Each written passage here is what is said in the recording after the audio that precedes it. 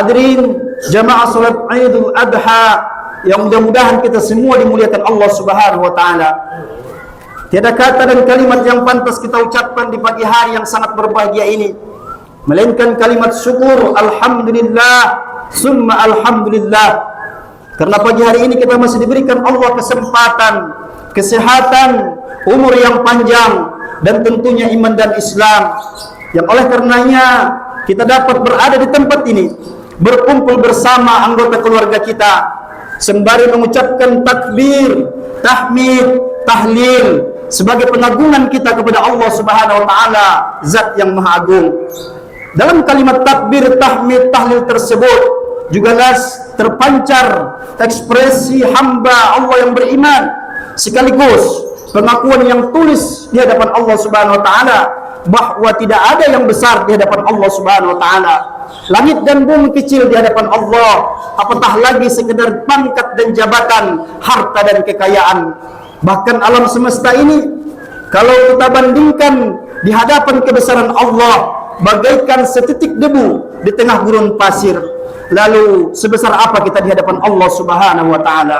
Allahu akbar, Allahu akbar, Allahu akbar, walillahil hamd. Pagi hari ini juga rasa syukur kita semakin bertambah besar karena lewat momentum hari yang suci ini kita diingatkan dengan satu sosok yang sudah pasti dan berhasil mengecilkan seluruh dunia bersama isinya. Dialah manusia terbaik, Nabi dan Rasul pilihan, mendapatkan julukan Khalilur Rahman. Dialah Nabi kita, Nabi Ibrahim alaihissalatu wassalam. Pantas Allah Subhanahu wa taala dalam hal ini memerintahkan kita umat Rasulullah agar menjadikan Ibrahim alaihissalatu wassalam sebagai uswah dan contoh dalam kehidupan kita. Sebagaimana yang Allah sampaikan dalam Al-Quran pada surah Al-Mumtahanah, a'udzu billahi minasyaitonir rajim, qad kanat lakum uswatun hasanatun fi Ibrahim walladzina ma'ah. Allah Subhanahu wa taala berfirman, sungguh telah ada dan terdapat contoh tauladan yang terbaik bagi kamu pada diri Ibrahim dan orang-orang yang bersamanya. Maka lewat kesempatan yang mulia ini, dengan waktu yang sangat singkat ini, Al-Fakir ingin mengajak kita semua jamaah yang hadir di sini agar betul-betul menjadikan Ibrahim alaihissalatu wassalam sebagai uswah dan teladan kita dalam hidup kita, terutama teladan dalam menggapai keluarga yang diridhoi Allah Subhanahu wa taala. Karena keluarga Nabi Ibrahim alaihissalatu wassalam telah terbukti dan secara nyata mendapatkan kedudukan yang tinggi di sisi Allah Subhanahu wa taala. Bahkan beliau menempati peringkat pertama sebagai keluarga yang terbaik di muka bumi Allah ini. Allah hadirkan kepadanya anak-anak yang saleh dan solehah, istri-istri yang solehah, sehingga setiap tahun kita diingatkan bagaimana keteguhan Bunda Siti Hajar yang ditinggal di satu tempat yang Al-Quran menyebutnya biwadin ghairi zizra'in, yang di situ tidak ada kehidupan, tidak ada air, tidak ada manusia, tapi Bunda Siti Hajar tidak pernah melawan, tidak pernah berontak, apalagi sampai menggugat Ibrahim alaihissalatu wassalam. Bunda Siti Hajar cukup melemparkan kalimat singkat, Allahu amaraka hadza, apakah keputusanmu meninggalkan kami di tempat ini perintah Allah? Lalu Nabi Ibrahim pun menjawab, na'am, ya, ini adalah keputusanku, merupakan perintah Allah Subhanahu wa taala.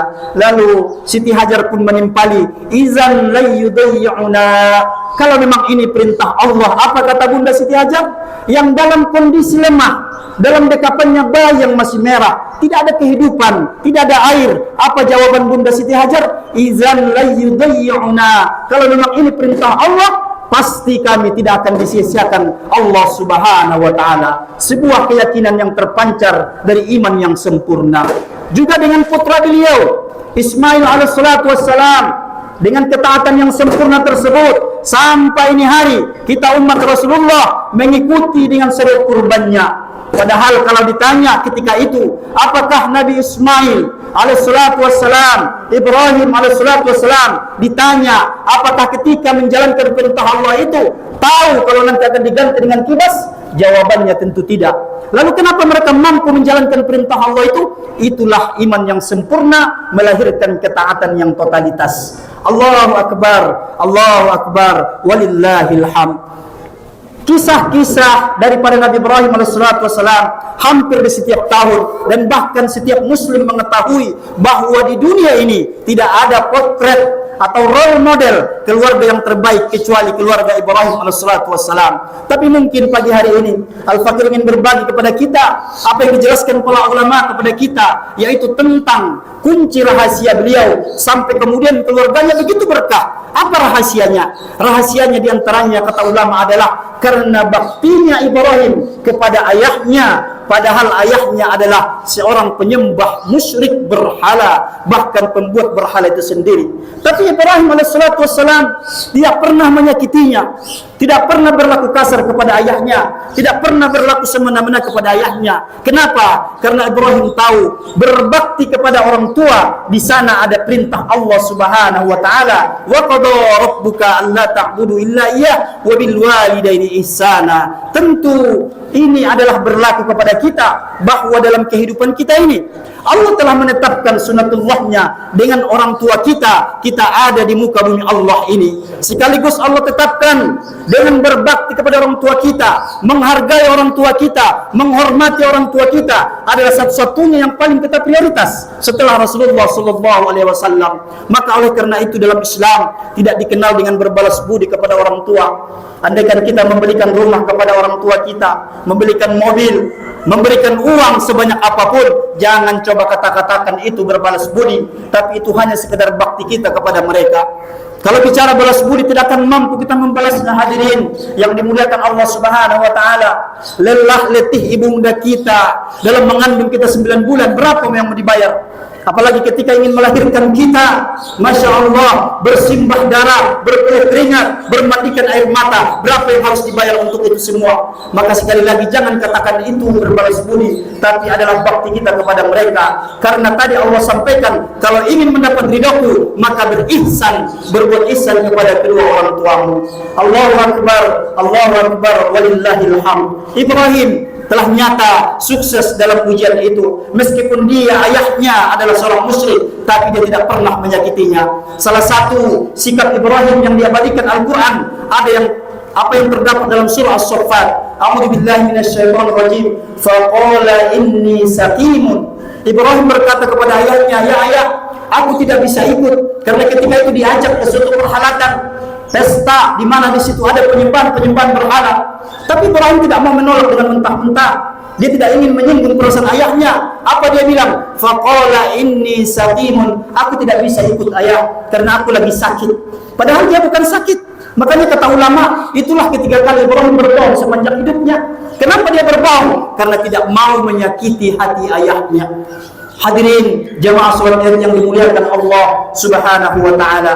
Maka kalau hari ini berapa banyak ayah yang kebingungan mencari metode untuk mendidik anaknya, tetapi tak kunjung sesuai dengan apa yang diharapkan. Terkadang sudah kita masukkan ke pesantren, kita carikan sekolah yang mahal-mahal, tetapi belum sesuai dengan apa yang kita harapkan. Juga hari ini berapa banyak suami-suami yang kebingungan juga, merasa gelisah karena tidak bisa mengurus, mendidik, mengarahkan istrinya sebagaimana yang Allah inginkan.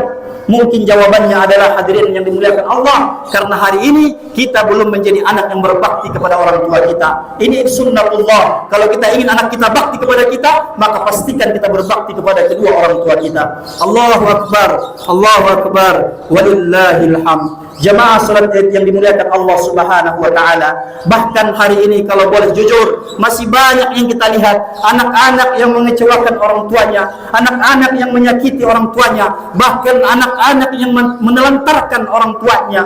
Kalaupun ada anak yang mengurus orang tuanya, diurus hanya sampai pantai asuhan. Kalau ada yang mengurus di rumahnya sekaligus menjadi pembantu rumah tangganya, na'udzubillah wal iyauzubillah min dzalik. Bahkan berapa banyak hari ini masih banyak ada di antara umat Rasulullah, orang tuanya baginya adalah masa lalu. Dia tidak peduli, dan ini banyak di sekitar kita. Apa yang terjadi di Magelang beberapa tahun yang lalu, kita belum lupa. Dua sepasang istri yang sudah sepuh meninggal di atas tempat tidur. Ketika itu diangkat oleh media nasional. Masyarakat Indonesia menduga dua pasang suami istri ini apes, sial karena tidak punya anak. Karena asumsi masyarakat, kalau punya anak nggak mungkin sampai sedemikian rupa. Tapi tidak lama kemudian masyarakat gempar lagi. Kenapa? Ternyata dua orang tua yang sudah tua renta ini mati dan meninggal di atas tempat tidur. Andaikan aroma busuknya tidak tercium ke tetangga, mungkin sampai tulang belulang. Ternyata kedua pasang suami istri ini punya anak 6 orang. Dan yang lebih mengejutkan lagi, 3 orang di Jakarta, bahkan salah satunya adalah seorang pejabat. Na'udzubillah waliyahzubillah bizalik. Setelah itu kita lihat juga di Bandung, bagaimana seorang ibu yang sudah sepuh juga, kerut-kerut wajahnya menunjukkan berapa umurnya, binar-binar di matanya menampakkan kesedihan. Kenapa? Karena dia sedang berada di balik jeruji besi. Kenapa dia di sana? Apakah dia mencuri? Apakah dia menganiaya orang? Tidak, hadirin. Apakah yang menuntut dia tetangganya? Mungkin orang-orang jauh menuntut dia? Tidak. Tetapi dia berada di balik jeruji besi. Yang menuntut adalah anak kandungnya, darah dagingnya yang dia besarkan, yang dia berpeluh keringat untuk membesarkan itu. Itu yang menuntut dia di penjara. Kenapa dia tuntut? Karena harta warisan. Masya Allah. Peristiwa ini juga terjadi di zaman Nabi. Ketika seorang anak muda datang kepada Nabi, "Ya Rasulullah, iya, saya melaporkan ayah saya." "Kenapa dengan ayahmu?" "Punya kelakuan yang tidak baik, yang saya tidak suka." "Kenapa?" "Setiap ayah saya datang ke rumah, selalu mengambil harta-harta saya." Saat itu malaikat Jibril, panazalat alaihi Jibril. Jibril sampai menyampaikan salam Allah kepada Rasulullah. "Ya Rasulullah, sampaikan kepada anak itu agar dia membawa ayahnya ke hadapanmu. Dan nanti tanya, kenapa ayahnya mengambil barang-barangnya?" Tidak lama kemudian sang anak pun datang dengan ayah. Sesampainya di hadapan Rasulullah, Nabi bertanya, "Ya sang ayah, apa yang disampaikan anakmu, apakah itu betul?" "Betul ya Rasulullah." "Kenapa anda mengambil harta-harta anakmu?" Lalu sang ayah pun sambil bergetar dengan suara yang paru, kesedihan yang mendalam, "Ya Rasulullah, ini adalah anakku satu-satunya.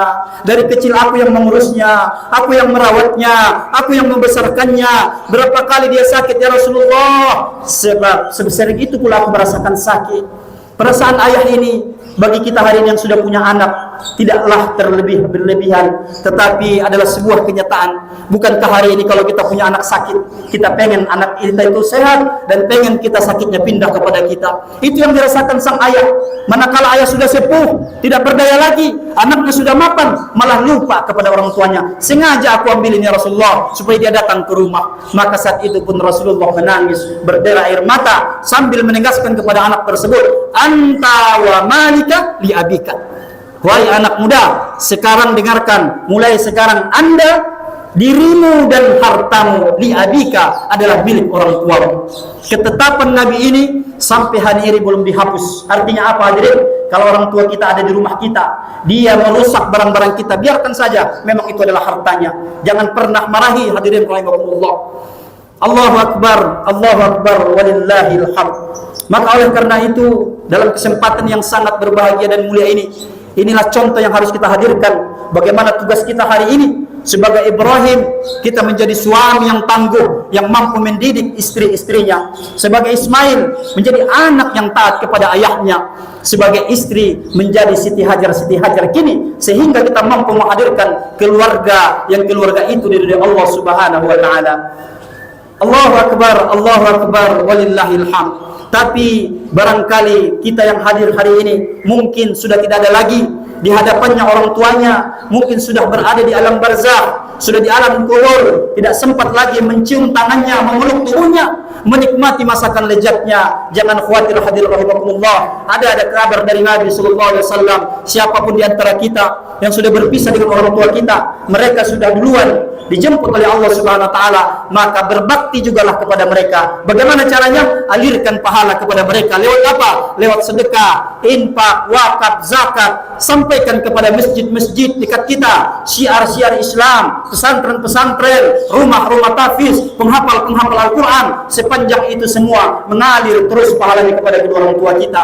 Ibnu Qayyim banyak mengulas tentang ruh. Ternyata ruh yang sudah meninggal, terutama ayah kita, bisa melihat kita hadirin apa yang kita lakukan. Betapa bahagianya orang tua kita hari ini di alam kubur kalau melihat anaknya bersedekah, berzakat, berinfak, berwakaf, apalagi itu di atas namakan orang tua kita. Mereka bagaikan mendapatkan air yang jernih di sana dan mereka merasakan kebahagiaan yang tiada tara. Maka oleh karena itu, inilah hikmah secuil daripada Ibrahim alaihissalam, keluarga yang memang mendapatkan jaminan ampunan, mendapatkan jaminan dari Allah Subhanahu wa taala fid dunya wal akhirah. Semoga kita semua bisa meneladani beliau terutama dalam keluarga kita. Kita didik anak dan istri kita, karena dalam Islam tidak ada kebahagiaan kecuali lewat pintu ketaatan. Kalaupun kita bahagia tapi kita maksiat, percayalah saudaraku yang dimuliakan Allah, itu adalah kebahagiaan semu, kebahagiaan sementara. Pada akhirnya kita semua nanti akan menyesal di hadapan Allah Subhanahu wa taala. Mudah-mudahan setelah meninggalkan tempat ini ada renungan bagi kita sampaikan kepada anggota keluarga kita, sehingga kita betul-betul tidak hanya Allah kumpulkan di dunia, tapi nanti mudah-mudahan Allah kumpulkan di surganya Allah Subhanahu wa taala. Amin amin ya Allah ya rabbal alamin. Barakallahu wa lakum fil Qur'anil azim wa nafa'ani wa iyyakum bima fihi minal ayati wa dzikril hakim. Taqabbal minni wa minkum tilawatahu innahu huwas samiul alim.